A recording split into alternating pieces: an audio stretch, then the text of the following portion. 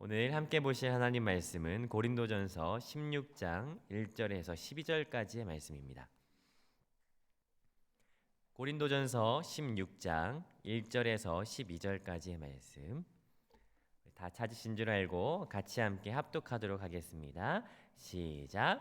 성도를 위하는 연보에 관하여는 내가 갈라디아 교회들에게 명한 것 같이 너희도 그렇게 하라.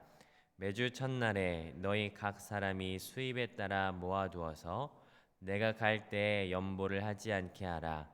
내가 이를 때 너희가 인정한 사람에게 편지를 주어 너희의 은혜를 예루살렘으로 가지고 가게 하리니 만일 나도 가는 것이 합당하면 그들이 나와 함께 가리라.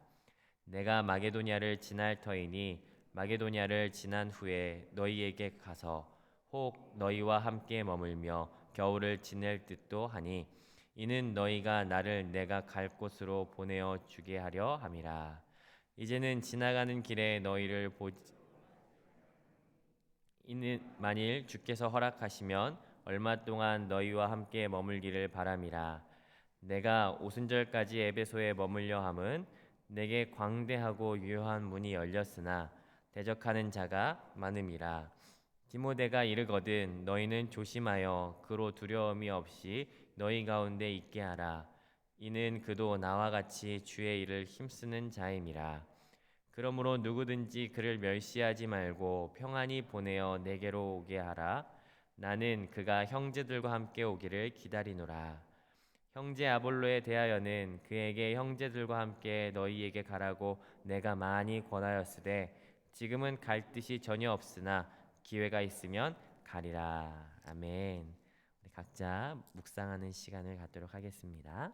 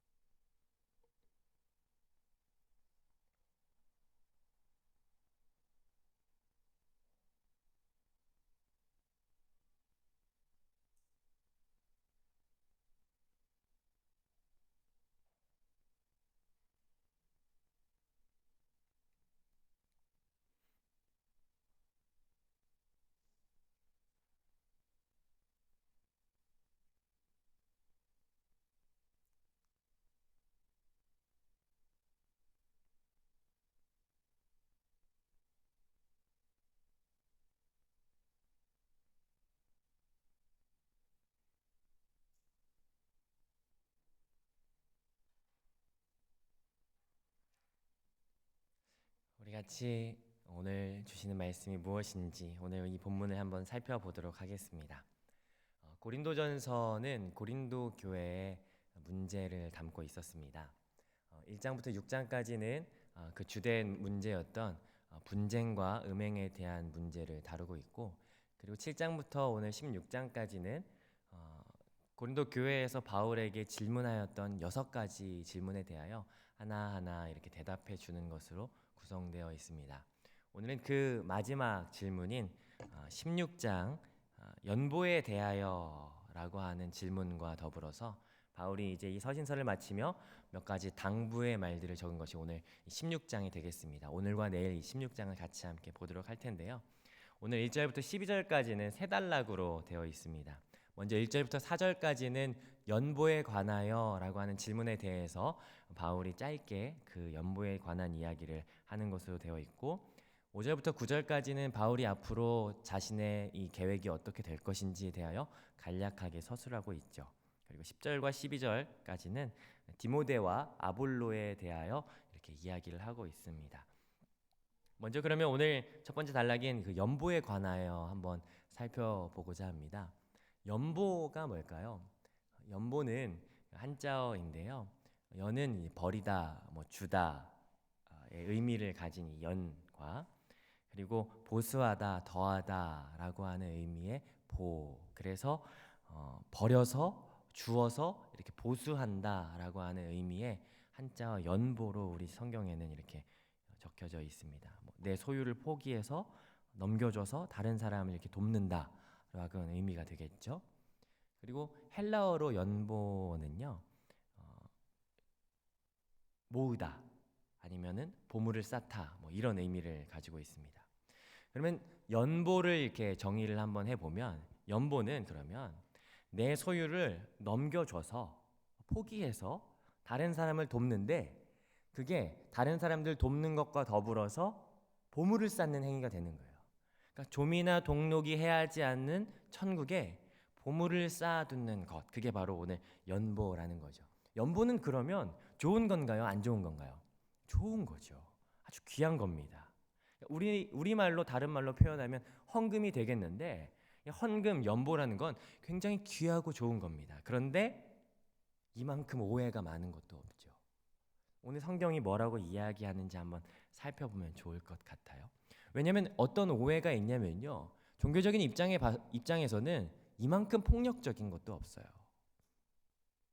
그러나 드리는 사람 입장에서는요, 이만큼 공로주의에 빠질 수 있는 오류를 범할 수 있는 여지도 있죠. 옛날 제가 어릴 적에 부흥의 가물가물 생각해 보면 성전 건축한다 하면은 유명한 부흥 강사님 모셔다가 이렇게 얼마 헌금하실 분 손 드십시오, 일어나십시오 해가지고 작정시키고 막 이렇게 그랬던 기억이 있는데 그렇게 하면서 많이 이렇게 헌금하시는 분은 내가 이만큼 헌금했어라고 하면서 이렇게 막 어깨가 올라가는 그런 현상들이 있었던 것 같은데요. 이만큼 이렇게 오해가 많이 있을 수 있죠. 그래서 오늘 본문이 뭐라고 하는지 한번 살펴보면서 연보가 뭔가, 헌금은 그러면 어떻게 해야 하는 것인가라고 하는 것을 한번 살펴보았으면 좋겠습니다. 먼저 1절에 보니까 성도를 위하는 연보에 관하여는 이라고 이야기하고 있어요. 성도를 위한다라고 하는 건 뭐냐면요, 성도에게 전달한다라고 하는 의미예요. 어떤 성도에게 전달할까요? 사도행전 11장과 갈라디아서 2장에 보면요, 예루살렘 교회가 굉장히 어려움을 겪고 있었어요. 왜냐하면 자기 믿음의 사람들이 자기 동족들에게 핍박을 받고 있었거든요. 그러니까 단순히 핍박을 받는 것은 막 믿지 마 이런 고난이 아니라 경제적인 압박을 받고 있었어요. 그래서 가정 경제, 그들의 삶과 그들의 생활이 경제적으로 굉장히 어려운 생활에 처해 있었죠. 근데 사도행전 11장 26절에 보니까 아가보라고 하는 예언자가 등장해요. 등장해서 뭐라고 예언을 하냐면 이제 곧 심한 기근이 있게 될 겁니다 라고 예언을 해요. 근데 실제로 그렇게 심한 기근이 생겨요. 그러므로 말미암아 안 그래도 어려운데, 경제적으로 어려운데 기근이 오니까 이건 엎친 데 덮친 격인 거죠. 너무 삶이 어려웠어요. 그래서 사도 바울이 전도 여행을 하면서 곳곳에 순회할 때마다 그 예루살렘 교회를 위하여 연보를 모아서 예루살렘 교회에 갖다 주는 형식의 이 헌금을 하게 되는 거죠. 그러니까 지금 오늘 본문에서 이야기하는 연보를 지금 우리의 헌금으로 이렇게 이야기를 하자면 구제 헌금, 선교 헌금 요 정도가 될 것 같습니다.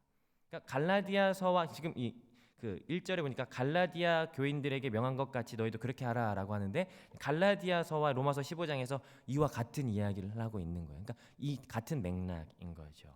그러면 바울이 그러면 연보를 어떻게 해야 하는가라고 하는 방식에 대해서 한 3가지 정도를 한번 살펴보는데요. 첫 번째 2절 보니까요, 매주 첫날에라고 하고 있어요. 매주 첫날은 언제일까요? 주일이죠, 주일. 그러니까 초대교회의 삶을 보면 그들이 안식 후 첫날 예수님의 부활을 기념하여서 그날을 첫날로 지정해서 모였다라고 하는 기록들을 볼 수가 있어요. 그러니까 매주 첫날에라고 하는 거죠. 그러니까 매주 첫날에라고 하는 것은 몇 가지 측면으로 볼 수 있지만 그들이 일회성으로 연보를 했다는 게 아니에요. 매주 모일 때마다 했다라고 하는 규칙적으로 했다라는 특징이 있고 매주 했다라고 하는 것에는 그들의 예배의 순서 안에 이 헌금이라고 하는 연보라고 하는 순서가 들어가 있었다라고 하는 것을 우리는 생각해 볼 수 있어요. 그러니까 헌금을 단순히 이렇게 돈만 드리는 그런 돈만 내는 그런 행위가 아니라 헌금이 예배의 한 요소로서 들어와 있었다라는 거예요. 그러니까 예배 때 헌금을 반드시 해야 됩니다. 뭐 이걸 말하는 게 아니라 헌금이 예배의 요소 중에 하나다라고 하는 것을 여기에서 보게 됩니다. 어떤 사람들은 헌금 따로 예배 따로 이렇게 생각할 수 있어요. 그런데 하나님께서 예배 가운데 헌금을 한 요소로 받아주셨다라고 하는 것을 역사와 전통적으로 알 수 있다라는 사실이죠. 그러니까 우리는 헌금을 드릴 때 어떻게 해야 된다는 거예요? 얼마를 드리냐가 사실은 중요한 것이 아니라 하나님께서 받으실 만한 드림이 되어야 된다라는 데 더 주목해야 될 필요가 있다라는 거예요. 이게 바로 헌금의 첫 번째 이 말씀을 통해서 보게 되는 말씀이죠. 두 번째는 2절 계속 보니까 각 사람이 뭐에 따라서요? 수입에 따라 내는 거예요. 그러니까 내게 주시는 수입 안에서 드리는 거죠. 그러니까 그렇기 때문에 헌금은 이렇게 금액으로 따질 수 있는 게 아니고요. 많게 거두니는 많이 드릴 수 있는 거고 적게 거두니는 적게 드릴 수 있는 거예요. 그러니까 누구는 많이 냈네, 누구는 적게 냈네 이것 때문에 누구는 더 훌륭하네, 누구는 덜 훌륭하네 이게 정해지는 것이 아니라 수입에 따라서 내는 것, 수입에 따라서 하나님 앞에 드리는 것 이것이 헌금이다, 연보다라고 하는 것이죠. 그리고 기본적인 개념은 뭐예요? 수입에 따라서 드리는 것이기 때문에 대출해서 내는 것은 아니다라는 것이 기본적인 개념입니다.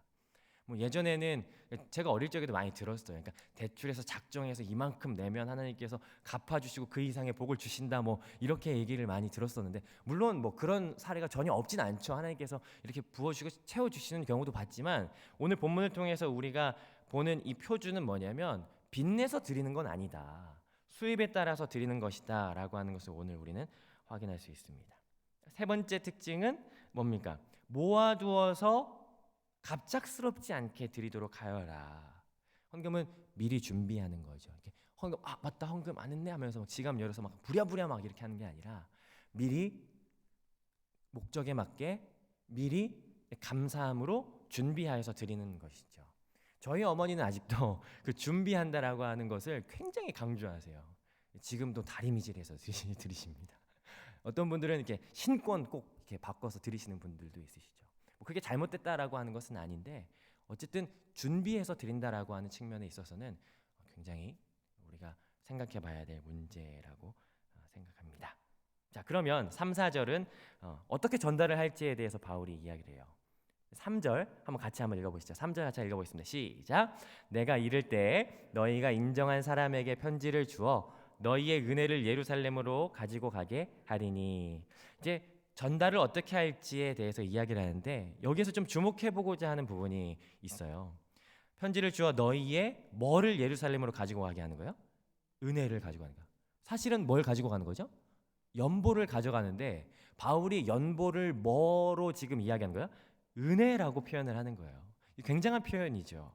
왜냐하면 두 가지 측면이 있을 수 있어요. 왜냐하면 드릴 수 있는 것 자체가 뭐다? 하나님께서 나에게 주신 은혜다. 그리고 두 번째 측면은 뭐냐면 그 내게 받은 은혜를 다른 사람에게 주어서 그것이 또 뭐가 되게 하는 거예요? 하나님의 은혜가 되게 하는 거예요. 그러니까 나에게 주시는 은혜라는 첫 번째 측면과 두 번째 나눌 때 그 사람에게 또 전달되어지는 은혜라고 하는 이 두 번째 측면이 있는 거죠. 다른 뭐 갈라디아서 고린도후서 아니면은 뭐 로마서 이런 데서는요 뭐 섬기는 일, 뭐 교제 아니면은 축복 이렇게 표현하기도 해요. 중요한 건 뭐냐면 연보를 통해서 그러면은 고린도 교회가 얻을 수 있는 유익은 뭘까요? 첫 번째는 형제를 돌볼 수 있다라는 거예요. 은사가 충만한 이 고린도 교회가 형제를 서로 돌볼 수 있다라고 하는 첫 번째 유익이 있고 두 번째 유익은 지금 이 고린도 교회는 어떤 교회인가요? 이방인 교회잖아요. 그러니까 성경을 보시면 사도행전에서 그렇고 쭉쭉쭉 보면서 그들에게는 갈등이 있었어요. 할례에 대한 갈등이 있었던 것처럼 유대교 그리스도인들과 이방인 그리스도인들 간에 미묘한 갈등이 있었습니다. 근데 지금 이들이 누구를 도와주는 거예요? 이방인 교회들이 유대인들을 예루살렘 교회를 도와주는 거잖아요. 그러니까 이방인들이 예루살렘을 도와줌으로 인하여 이방인과 유대인들이 하나가 되게 하는 사역을 지금 하고 있다라고 하는 거예요. 그러니까 헌금을 통해서 싸우고 분쟁하고 나눠질 일이 아니라 하나님의 사역은 헌금이든 무엇이든 간에 하나님의 사역은 하나 되게 하고 일치시킨다라고 하는데 그 목적이 있다라는 사실입니다. 오늘 이 연보라는 것도 하나 되게 하는 속성이 있어요. 오늘과 이번 주에 행해지는 모든 사역 가운데 그것이 크고 작던 간에 우리의 초점은요, 하나 되게 하는 사역이 되어야 된다는 사실입니다. 그것에 주목하시는 여러분 되시길 주님의 이름으로 축복합니다. 자, 그리고 5절부터 9절까지는 바울의 이제 선교 계획에 대해서 짤막하게 이야기를 하고 있어요. 바울이 뭐라고 이야기를 해요? 내가 너희에게 갈 것이다. 근데 그냥 지나가는 식으로 가지 않고 내가 충분히 머물다가 갈 것이다. 고린도 성도들이 이 말에 대해서 굉장히 흥분했을 수도 있을 것 같아요. 왜냐하면 바울이 2차 전도 여행 때 3년이란 기간 중에 1년 6개월 절반을 고린도 교회에서 개척하는 데 사용했었거든요. 그러니까 보고 싶고 함께하고 싶은 그 개척 목사님이 그냥 지나가는 게 아니고 함께 이곳에 있는 그 문제들을 함께 고치고 함께 나눌 수 있는 그 시간들을 기대할 수 있었겠죠. 근데 왔을까요? 안 왔을까요? 안 와요. 못 가요, 못 가. 그래서 고린도후서에서 왜 안 왔냐 그러면서 서운함을 막 드러냈던 그거에 대해서 해명하는 글이 고린도후서에 있죠. 어쨌든 바울의 이 계획이 이 안에 들어가 있고요. 10절부터 12절까지는 두 사람이 등장합니다. 바로 디모데와 아볼로에 대해서 이야기를 하죠. 디모데, 아마 이 고린도 전서를 디모데 편에 보냈던 것 같아요. 그러니까 디모데가 이 편지를 가지고 너에게 도착하면 너희가 디모데를 어떻게 해줘라? 잘 좀 챙겨줘라. 보니까 디모데는 굉장히 마음이 아주 연약한 사람이었던 것 같아요. 몸도 연약한데 마음도 굉장히 뭐랄까 상처를 쉽게 받는 사람. 목회자였음에도 불구하고 저와 비슷한 것 같아요. 저 상처를 쉽게 받는데 상처를 쉽게 받는 사람. 그렇기 때문에 말도 잘 해주고 잘 챙겨주고 상처받지 않게 잘 다독일 수 있도록 해줘라. 바울이 굉장히 신경 쓰는 것을 보게 됩니다. 12절 보니까 아볼로에 대하여 이야기를 해요. 12절을 우리 같이 한번 읽어보실까요? 시작. 형제 아볼로에 대하여는 그에게 형제들과 함께 너희에게 가라고 내가 많이 권하였으되 지금은 갈 뜻이 전혀 없으나 기회가 있으면 가리라. 아볼로에게 바울이 계속 강권했다는 거예요. 고린도 교회 가서 방문해 봐라. 그 교회에 지금 문제가 있는데 네가 가서 한번 좀 해야 될 거 아니냐. 그러니까 바울과 아볼로와 디모데는 서로 분쟁이 없어요. 서로 같은 한 뜻을 품고 있어요. 그래서 아볼로에게 바울의 이 마음을 전하면서 같이 그 교회에 가서 한번 그 교회를 한번 보고 돌보아라라고 하는데 아볼로가 어떻게 이야기해요? 극구 이야기해도 극구 안 가겠다고 하는 거예요. 왜 안 가겠다고 했을까요? 고린도 교회는 지금 몇 개의 파가 있었죠? 4개의 분파가 있었어요. 하나는 아볼로파, 하나는 바울파, 게바파, 예수님파, 쪽파, 양파 이런 거 있는 것처럼 파가 있었어요. 아볼로파가 있었던 거예요. 아볼로도 알고 있어요. 아볼로파가 있는데 아볼로가 가면 누가 지금 막 와 이럴까요? 아볼로파가 굉장히 득세하겠죠. 그들의 파당 가운데 어느 하나가 막 득세를 하면 전체적으로 교회가 하나 되고 일치가 되는 데 있어서 균형을 무너뜨려 버리는 거잖아요. 아볼로는 그걸 알고 있었어요. 가서 만나면 좋죠. 왜냐하면 바울은 심었고 아볼로는 물 주었기 때문에 아볼로는 어떤 역할을 한 거예요? 교회가 성장하는데 지대한 공헌을 끼친 거예요. 보고 싶은 사람이 있지 않겠습니까? 저도 이전 교회에서 하던 곳에 보고 싶은 사람이 있어요. 물론 이곳에서 지난날에 사역하셨던 목사님들, 사역자들도 이 교회 안에서 함께 보고 싶은 이들이 있을 거예요. 만나고 싶은 사람이 있을 거예요. 그런데 가지 못하고 만나지 못한 이유는 뭐냐면 어느 한 분파가 다른 분파보다 우위를 점할까 봐, 교회의 일치와 교회의 균형을 깨트릴까 봐 아울러가 가지 않겠다라고 하는 거죠. 지금 이 사역자들이 주된 관심은 뭐냐면 교회 연합이죠. 교회의 유익, 교회의 균형을 바라보고 있다라는 사실입니다. 오늘 우리가 그리고 이번 한 주 동안 우리가 사역할 때 균형을 깨트리는 것이 아니라 교회의 유익을 위하여 일치되고 하나 되는 사역을 같이 함께 해 나가시기를 바라봅니다. 그것이 주님께서 우리에게 기대하신 바고 그것이 고린도전서를 통하여 우리에게 주님께서 말씀하시는 것이죠. 오늘 우리에게 주시는 이 말씀은 무엇입니까? 연보를 통하여 바울이 원했던 건 뭐냐면 성도가 성도를 서로 보살피고 이방 교회와 유대인 교회가 서로 하나 되는 것을 기대했어요. 그리고 오늘날 이 사역자들이 디모데와 아볼로, 바울이 바라보고 추구했던 것은 무엇입니까? 균형을 깨트리고 분열시키는 것이 아니라 하나 되고 일치되는 사역을 했던 것이죠. 우리의 사역이, 우리가 돌보는 사랑방이, 우리가 소속되어 있는 기관이, 우리가 소속되어 있는 모든 소그룹 공동체들이 분열되고 나눠지는 것을 추구하고 목적하는 것이 아니라 주 예수 그리스도를 머리로 하여 각 지체가 연합된 하나의 몸, 그것을 바라보며 연합되어져 가는 우리 모두의 공동체들, 소그룹들이 되시기를 주님의 이름으로 축복합니다. 오늘 주신 말씀을 가지고 같이 함께 두 가지 정도의 제목으로 함께 기도하기를 원합니다. 먼저 첫 번째 제목은요, 연보의 목적을 한번 기억해 보는 거예요. 연보의 목적은 형제를 돌보고 그리고 하나 되게 하는 측면이 있었어요. 그리고 바울과 아볼로의 사역은 분열을 시키는 것이 아니라 하나 되는 사역을 했던 것이죠. 오늘 이 고린도전서 고린도 교회의 모습을 통하여 우리에게 주시는 것은 교회의 모습이지 않나 싶습니다. 모든 사역이 나눠지고 뿔뿔이 흩어지는 것이 아니라 예수님 안에서 하나 되고 연합되어지는 사역이 되었으면 좋겠어요. 그것이 우리가 바라는 거예요. 우리가 바라는 것뿐만 아니라 주님께서 원하시는 것이고요. 그렇다면 우리가 해야 할 것은 무엇입니까? 우리가 기도해야 될 제목은 무엇입니까? 하나님, 내가 속한 공동체, 내가 속한 소그룹이 하나 되게 해주십시오. 하나님, 내가 사역하는 이 공동체가 주 예수 그리스도를 향하여 하나 되는 모임이 되게 하시고 하나 되는 나눔이 되게 하십시오 라고 이 시간에 우리 속한 공동체와 모임을 위하여 같이 함께 합심해서 기도하기를 원합니다.